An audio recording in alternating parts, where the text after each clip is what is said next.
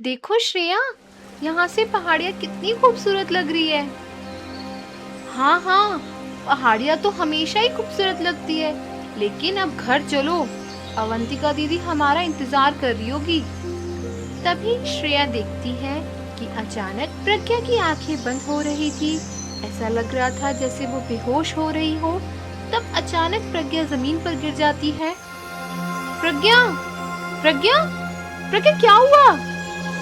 तू इस तरह बेहोश क्यों हो रही है? और तू जमीन पर कैसे गिर गई?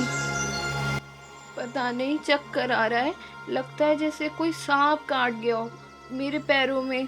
मैं इतना कहते ही प्रज्ञा बेहोश हो जाती है। तब श्रेया आवाज लगाती है, अरे अरे अरे, ये तो बेहोश हो गई। अब मैं क्या करूं? कोई है? क्या कोई है? मेरी मदद करो, मेरी बहन को सांप काट गया। तब वहीं पर आसपास 2-4 गांववासी इकट्ठे हो जाते हैं। तब श्रेया कहती है, रामू काका, आप इसका ध्यान रखना, इसको ना सांप ने काट लिया है। मैं अभी जाके वैद्य जी को और मेरी बहन को अभी बुला कर लाती हूँ। इतना कहने के बाद श्रेया तेज कदमों से चलकर अपने साथ अपनी बड़ी बहन अवंतिका और वैद्य जी को साथ लेकर आती है। प्रज्ञा, प्रज्ञा क्या हुआ? मेरी बहन, तुझे क्या हुआ? कुछ बोल क्यों नहीं रही तू? वैद्य जी देखिए ना आप इसे जल्दी। इसको क्या हो गया है? इसका इलाज करिए। इसको सांप ने काट लिया है। पुत्री, थोड़ा धैर्य रखो। मेरे पास सांप के हर प्रकार के जहर को निकालने के लिए जड़ी बूटियों का रस है। मैं अभी इसे ठीक कर दूंगा। तुम चिंता ना करो। अब वैद्य जी अपनी जड़ी बूटियों का इस्तेमाल करके प्रज्ञा के मुख पे जड़ी बूटियों का रस डालते हैं। तब प्रज्ञा की एक बार तो आंख खुलती है, लेकिन फिर बंद हो जाती है। वैद्य जी क्या हुआ? एक बार तो मेरी बहन को होश आ गया था, लेकिन ये तो फिर से बेहोश हो गई। लेकिन पुत्री, मैं खुद भी ये समझ नहीं पा रहा हूँ, क्योंकि मेरी जड़ी बूटियों का रस बहुत बड़े साधुओं का वरदान है। ये आज तक खाली नहीं गया, लेकिन आज ये अपना असर क्यों नहीं दिखा पाया, समझ नहीं आया। तो वैद्य जी, अब मेरी बहन ठीक नहीं हो पाएगी? अभी इसके शरीर का बल एकदम खत्म नहीं हुआ है। इसके अंदर अभी भी जान बाकी है, लेकिन अब ये ऐसे ही बेहोश अवस्था में रहेगी। अभी वैद्य जी इतना कह ही रहे थे कि तभी श्रेया की आंखें भी बंद होने लगी, वो भी बेहोश होने लगी। तब अवंतिका दीदी, मुझे भी ऐसा लगता है सांप ने काट लिया है। मैं भी बेहोश हो रही हूँ। इतना कहते ही श्रेया भी जमीन पर गिर जाती है। अवंतिका दिल जोर जोर से धड़कने लगता है। उसके पैरों तले जमीन खिसक जाती है और वो एकदम भयभीत हो गई। तब वो वैद्य जी से कहती है, अरे अरे, अचानक श्रेया भी बेहोश हो गई। इसे भी सांप भी काट गया। वैद्य जी, आप अपनी जड़ी बूटियों का रस जल्दी से इसके मुख में डालिए। क्या पता इसे तो होश आ जाए। हाँ हाँ हाँ पुत्री, मेरे पास जड़ी बूटियों का रस तैयार ही है। अब वैद्य जी श्रेया के मुख में जड़ी बूटियों का रस डालते हैं। तब श्रेया भी एक बार तो आंख खोलती है, लेकिन फिर बेहोश हो जाती है। अरे अरे, ये जहर तो एक ही नागिन का है, और ये तुम्हारी दूसरी बहन भी हमेशा बेहोश अवस्था में ही रहेगी। लेकिन वैद्य जी, ऐसे कैसे संभव है? और लोग भी यहाँ खड़े हैं, लेकिन उसने मेरी ही बहन को क्यों काटा? मुझे भी ये रहस्य लग रहा है, क्योंकि किसी एक ही परिवार के लोगों को सांप का इस तरह काटना, जिसका कोई इलाज भी नहीं है। पुत्री, मुझे लगता है अब वो सांप कहीं तुम्हें ना काट ले। तो वैद्य वैद्य जी, अब मैं क्या करूं? मैं किस तरह इस रहस्य का पता लगाऊं? पुत्री, मैंने जिससे ये जड़ी बूटियों के रस की विद्या सीखी है वो बहुत ज्ञानी बाबा है। तुम इसी वक्त मेरे साथ चलो। मैं शायद तुम्हारे इस रहस्य का पता लगाने में मदद कर सकूं। हाँ वैद्य जी, मैं अभी आपके साथ चलती हूँ। रामू काका, आप मेरी दोनों बहनों का ध्यान रखना और उन्हें घर पहुंचा देना, और मेरी माँ को सारी बात बता देना और कहना मेरी चिंता ना करे। अब इतना कहने के बाद अवंतिका वैद्य जी के साथ जंगल से गुजरते हुए सिद्ध बाबा की गुफा में पहुंच जाते हैं। वहां पर सिद्ध बाबा अपनी आंखें बंद कर कर साधना कर रहे थे। तब उनको ज्ञात होता है कि उनकी गुफा में कोई आया है और वो आंखें खोलकर कहती हैं, वैद्य जी, आज आप किसे ले आए? क्या समस्या है इनको? बाबा, ये किस्मत की मारी है। इसकी दोनों बहनों को एक सांप ने काट लिया और अब वो दोनों बेहोश है।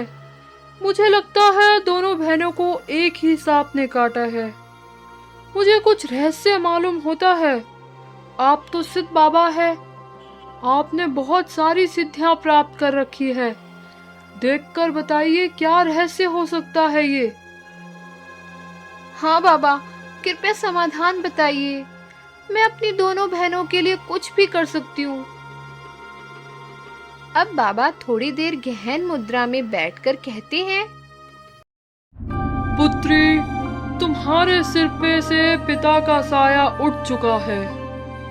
तुम्हारे पिताजी से अनजाने में इच्छाधारी नागिन का पति मर गया था और उसके 3 बच्चे आज तक अचेत अवस्था में जीवित हैं। बाबा, आप ये क्या कह रहे हैं? हाँ पुत्री, हाँ। 17-18 वर्ष पहले की बात है। तुम्हारे माता पिता तुम तीनों बहनों के साथ जंगल से गुजर रहे थे तब। और ये सब नागिन देख रही थी। तो बाबा, इस समस्या का क्या उपाय है? पुत्री, उस नागिन के तीनों बच्चे अभी अचेत अवस्था में जीवित हैं। वो तुम तीनों बहनों को बेहोश करके बदला लेना चाह रही है। बाबा, मेरे पिताजी ने हम तीनों बहनों को बचाने के लिए अनजाने में ये कार्य हुआ। अब आप इसका समाधान बताइए। पुत्री, इसका समाधान केवल यही है कि तुम उस इच्छाधारी नागिन से क्षमा मांगो। अपनी और अपनी दोनों बहनों की जिंदगी की रक्षा के लिए उसी से ये रास्ता पूछो। परंतु बाबा, वो मुझे कहाँ मिलेगी और मैं उन्हें कैसे पहचानूंगी? पुत्री, उस इच्छाधारी नागिन को तो मैं यही बुला दूंगा, लेकिन जब वो अपने इंसान के रूप में आएगी तब ही तुम उसके अपनी रक्षा का समाधान पूछना, तो वो तुम्हें अवश्य बताएगी।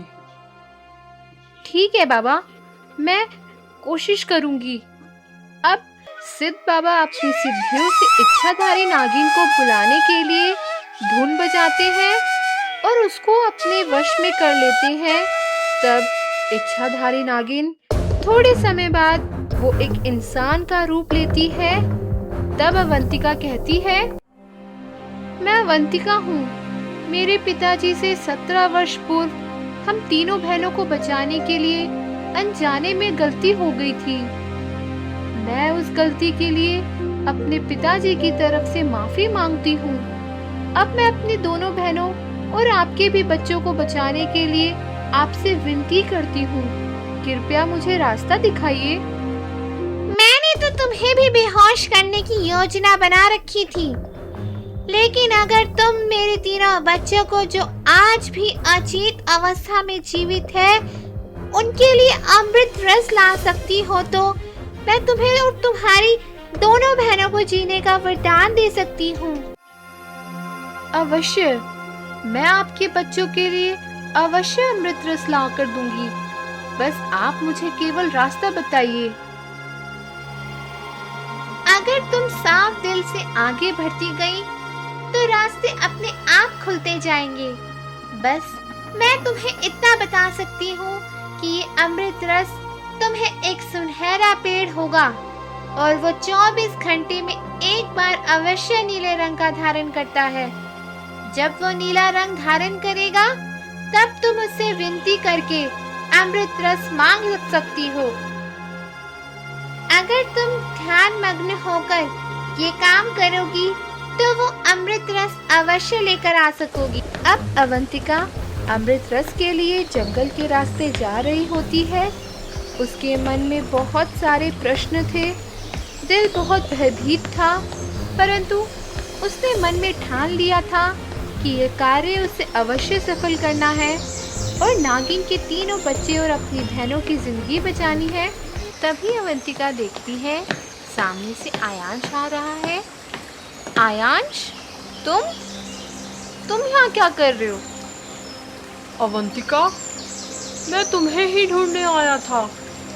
ईश्वर की कृपा है कि तुम मुझे मिल गई।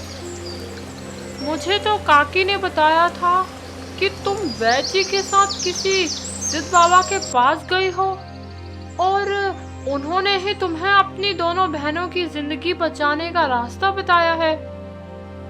आयांश, जब तुम्हें सारी बातें पता है तो तुमने मेरा रास्ता क्यों रोक रखा है?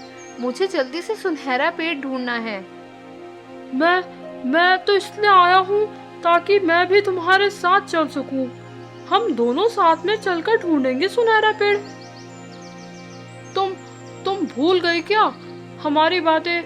मैंने तुमसे क्या कहा था कि हम हमेशा सुख दुख में एक दूसरे का साथ निभाएंगे। अब अवंतिका को भूतकाल की बातें याद आने लगती है। अवंतिका, हमें इतने दिन हो गए मिलते हुए, लेकिन मैं जब भी तुमसे मिलता हूँ तुम्हारा एक नया रूप देखता हूँ।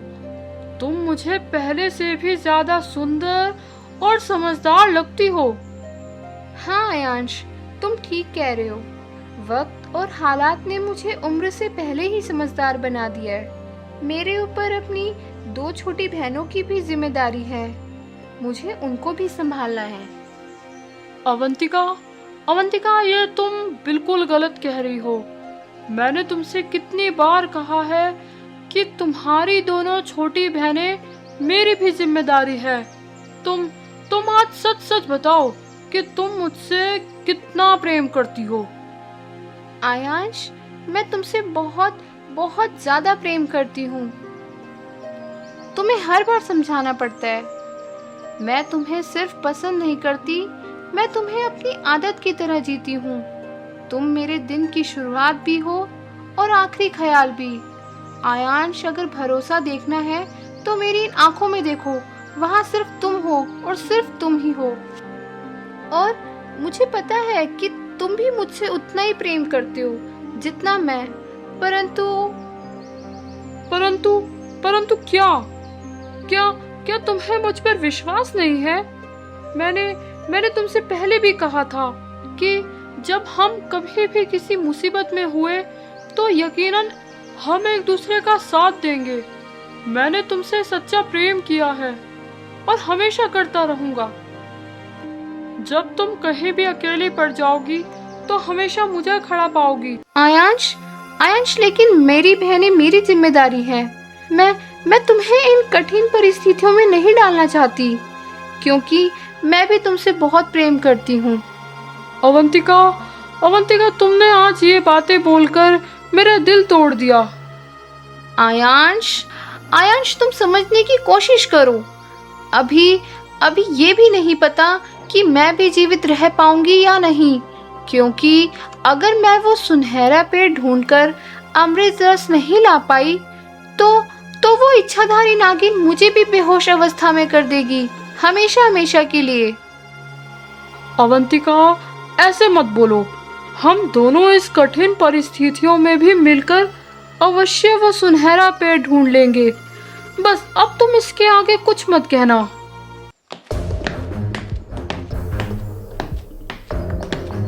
अब दोनों आगे बढ़ते जा रहे थे, तब एक तालाब के पास एक बूढ़ा इंसान तड़प रहा था। तब, बाबा, क्या हुआ आपको? आप इतनी पीड़ा में क्यों हो? बेटी, मुझे पानी की प्यास लगी है।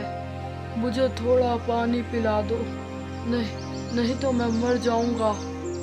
आयांश, तुम बाबा को संभालो, मैं पानी लेकर आती हूँ। अवंतिका पानी लेकर आती है। तब वो बूढ़े इंसान को पानी पिलाती है। तब वो बाबा एकदम स्वस्थ हो जाते हैं और कहते हैं, बेटी, तुमने मेरी जान बचाई है। अगर आज तुम मुझे पानी नहीं पिलाती तो शायद अब तक मैं मर चुका होता। लेकिन इतने घने जंगल में तुम दोनों कैसे? रास्ता भटक गए थे क्या? नहीं बाबा, हम रास्ता नहीं भटके हैं। बाबा, हम एक सुनहरा पेड़ ढूंढ रहे हैं। अगर वो मिल जाएगा तो हमारी समस्या का हल भी मिल जाएगा। बेटी, तुमने मेरी जान बचाई है, इसलिए मैं तुम्हें उस सुनहरे पेड़ का रास्ता बताऊंगा। यहाँ से 2 कोस की दूरी पर एक पत्थर का पेड़ है। यदि तुम उसे छूकर ये पूछोगी कि सुनहरा पेड़ कहाँ है, तो वो तुम्हें सुनहरे पेड़ का मार्ग बता देगा। और यदि कहीं तुम मुसीबत में फंस जाओ तो मुझे याद कर लेना। इतना कहकर बूढ़ा इंसान गायब हो जाता है। तब आयांश कहता है, मुझे लगता है बूढ़े बाबा केवल हमारी मदद करने आए थे। अब हमें अपना समय बर्बाद नहीं करना चाहिए और जल्द से जल्द पत्थर के पेड़ को ढूंढना चाहिए। हाँ आयांश, हमें रात होने से पहले वो पेड़ ढूंढना होगा, नहीं तो इस जंगल में जंगली जानवर का भी खतरा है।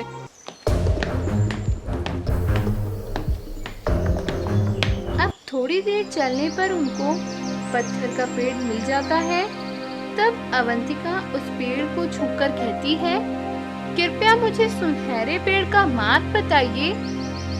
तब पत्थर के पेड़ से आवाज आती है और उनके अंदर से ही दरवाजा बन जाता है। अब दोनों अंदर जाते हैं। तब अरे ये कैसी जगह है? ना कोई पेड़ पौधे, ना कोई पक्षी, बस केवल एक बंजर जमीन है। कैसे ढूंढेंगे हम सुनहरा पेड़? अवंतिका, देखो, हम बाहर भी नहीं जा सकते, क्योंकि कोई रास्ता ही नहीं है बाहर निकलने का। कहीं उस बूढ़े बाबा ने हमें गलत रास्ता तो नहीं बता दिया? नहीं आयांश, बाबा ने कोई गलत रास्ता नहीं बताया होगा। मुझे लगता है हमें थोड़ा इंतजार करना चाहिए। हाँ, अब हम केवल इंतजार ही कर सकते हैं, क्योंकि यहाँ से बाहर निकलना संभव ही नहीं है। अब दिन ढलने लगा था, शाम होने लगी थी, आसमान में तारे टिमटिमाने लगे थे और थोड़ी देर बाद ही अंधेरा गहराने लगा था। तब उस अंधेरे में सामने से एक तेज सुनहरे रंग की रोशनी निकलती है और धीरे धीरे एक सुनहरे पेड़ धरती से निकलता है। वो अभी पूरी तरह निकल भी नहीं पाया था कि उसके बाएं तरफ और दाएं तरफ भी एक एक सुनहरा पेड़ निकलते हैं। आयांश, ये क्या? यहाँ तो 3 पेड़ निकल गए हैं। अब मुझे कैसे पता चलेगा कि कौन सा पेड़ हमें अमृत रस देगा? हाँ अवंतिका, ये तो हम दुविधा में फंस गए। अब क्या करें? इच्छाधारी नागिन ने बताया था कि सुनहरा पेड़ एक बार एक क्षण के लिए नीला रंग धारण करेगा। तो देखते हैं कि कौन सा पेड़ नीला रंग का धारण करेगा। अब सुनहरे पेड़ ने एक पल के लिए नीला रंग धारण किया, तब उसके दाएं बाएं वाले पेड़ ने भी नीला रंग धारण कर लिया। अरे अरे, ये तो तीनों पेड़ों ने नीला रंग धारण किया है। अब आयांश क्या करे? अवंतिका को इतना बोलते बोलते ही सुनहरे पेड़ फिर से अपने सुनहरे रंग में आ जाता है और वो दोनों पेड़ भी सुनहरे रंग के हो जाते हैं और थोड़ी देर बाद ही वापस धरती में समा जाते हैं। अवंतिका, ये तो वापस धरती में समा गए। अब हम क्या करें? मुझे लगता है हमें आज फिर रात होने का इंतजार करना पड़ेगा। ये पेड़ थोड़े समय के लिए ही धरती से निकलते होंगे। तुम ठीक कह रहे हो आयांश, परंतु ये तो समझ ही नहीं आ रहा कि कौन से पेड़ से अमृत रस मांगे। जब तक हम सोचते हैं तब तक तो वो अपना सुनहरा रंग वापस ले लेता है। अवंतिका, वो बूढ़े बाबा ने कहा था ना कि जब तुम कोई मुसीबत में हो तो उन्हें याद कर लेना। अब अवंतिका उन बूढ़े बाबा को याद करती है, तब बूढ़े बाबा उनके सामने प्रकट हो जाते हैं। तब बाबा, आपने सुनहरे पेड़ का जो मार्ग बताया था वो तो एकदम सही है, परंतु बाबा यहाँ पर एक पेड़ नहीं, तीन पेड़ एक साथ निकलते हैं और उनका रंग भी नीला हो जाता है। मुझे ये समझ नहीं आता कि मैं कौन से पेड़ से अमृत रस मांगू। बाबा, कृपया रास्ता दिखाइए। पुत्री, वो तीनों पेड़ नहीं, पेड़ तो केवल एक ही है जो सबसे पहले धरती से निकलता है। दाईं तरफ और बाईं तरफ उसकी परछाई है और जब वो अपना रंग बदलता है तो उसकी परछाई भी रंग बदलती है। अच्छा, ठीक है बाबा, मैं समझ गई। आपका बहुत बहुत धन्यवाद। अब बाबा गायब हो जाते हैं और फिर रात होती है।